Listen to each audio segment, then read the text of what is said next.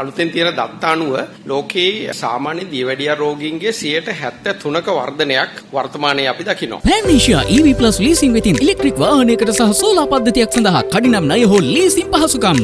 ලෝකේ ජනගහනයෙන් සාමාන්‍යයෙන් වැඩිහිටියන්ගෙන් 9කින් එකකට පමණ දියවැඩියා රෝගය තියෙනවා කියලා සාමාන්‍යයෙන් අඳුරගෙන තියෙනවා. ලංකාවේ දියවැඩියා ප්‍රිවලන්ස් එක එහෙම නැත්නම් කොච්චර තියෙනවද කියලා බැලුවොත් වැඩිහිටියන්ගෙන් දියවැඩියා රෝගය තියෙනවා 23ක් 34 වගේ කියලා 23ක් 30ක් කියලා කියන්නේ 5 දෙනෙකුෙන් එක්කෙනෙක් දියවැඩියා රෝගයට ලක් වෙලා තියෙනවා.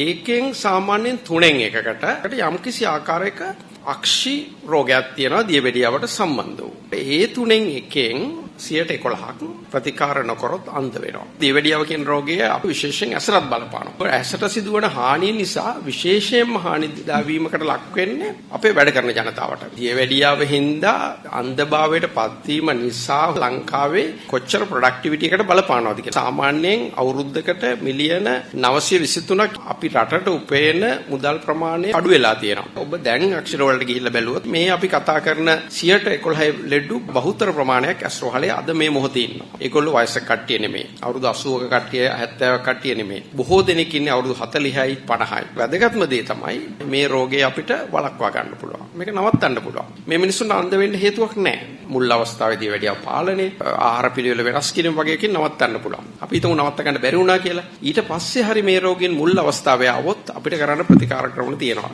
ඔබට දියවැඩියාව තියෙනවා නම් දියවැඩියාව පාලනය කළ යුතුයි. අනිවාර්යයෙන්ම නියමිත වෛද්‍යවරයෙකු ලවා දියවැඩියාව ඇහැ පරීක්ෂණයකට ලක් කර ගන්න ඕනේ. අද දෙරණ YouTube නාලිකාව YouTube අද දෙරණ දැන්ම සබස්ක්‍රයිබ් කරන්න.